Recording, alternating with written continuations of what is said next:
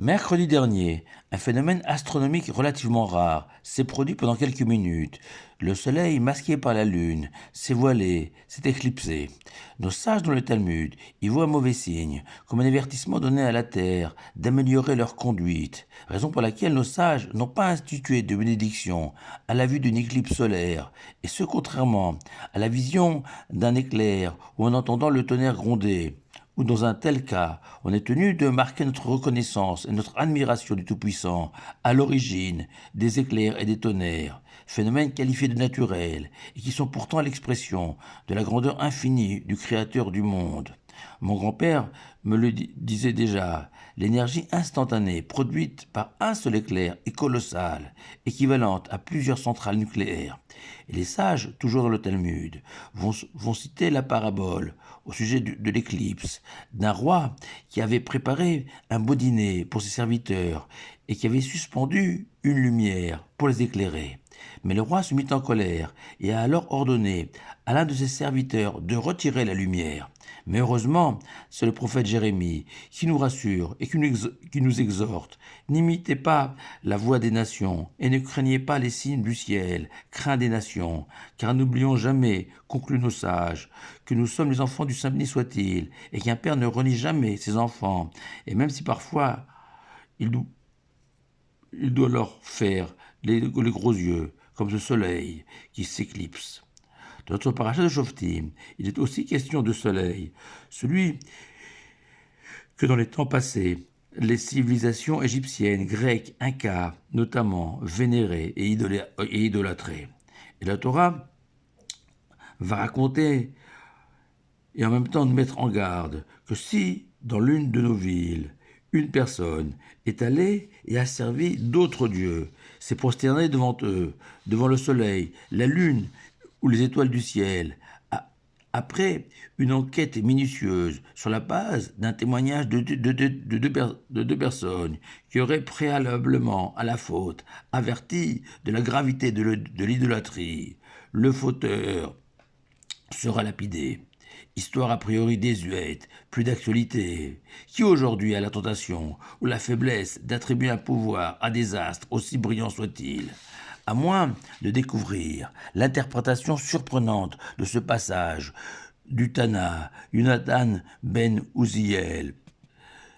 Surprise, car selon Yonatan ben Uziel, avant de se prosterner devant les armées du ciel, cette personne a d'abord décidé d'être à l'écoute de son mauvais penchant, cette inclinaison naturelle vers la facilité, la paresse, le refus de reconnaître la grandeur du Tout-Puissant,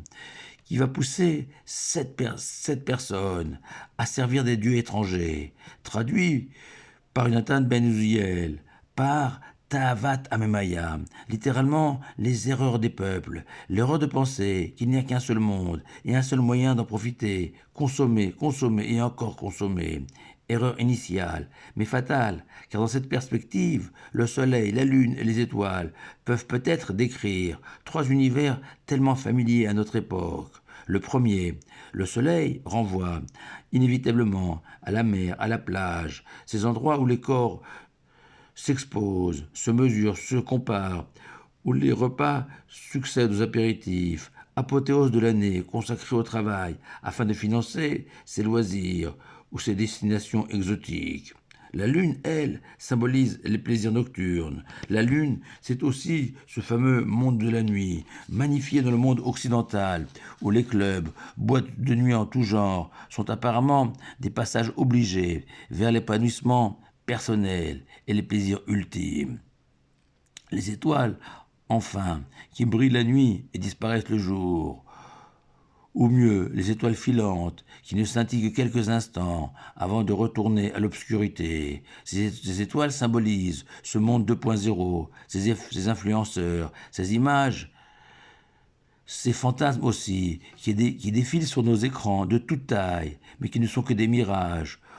où l'homme peut se perdre, peut tout perdre, faute de clairvoyance et de lucidité, c'est de percevoir l'idolâtrie comme le culte de l'éphémère, du plaisir de l'instant.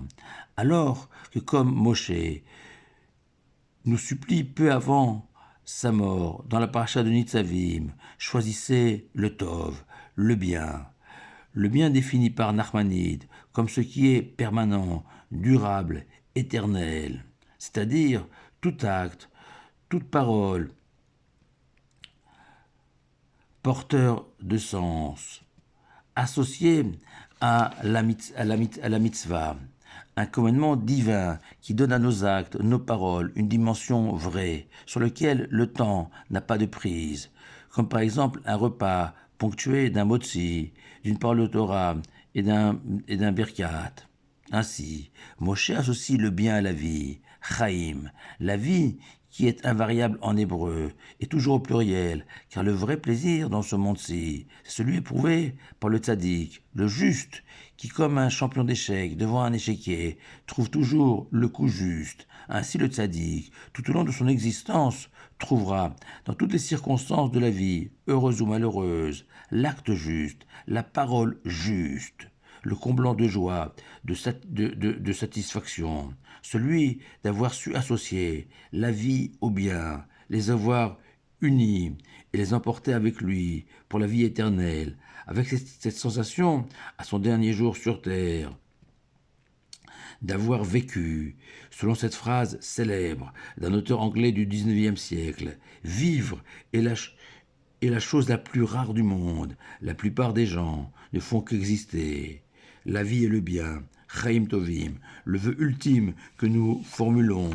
à Rosh Chodesh et à l'occasion de toutes nos fêtes, celui que je vous adresse en ce début du mois d'Elul, celui de ne pas être des idolâtres, de choisir de toujours écouter le Yetzeratov, le bon penchant, selon Jonathan Ben Uziel. Shabbat Shalom à vous tous.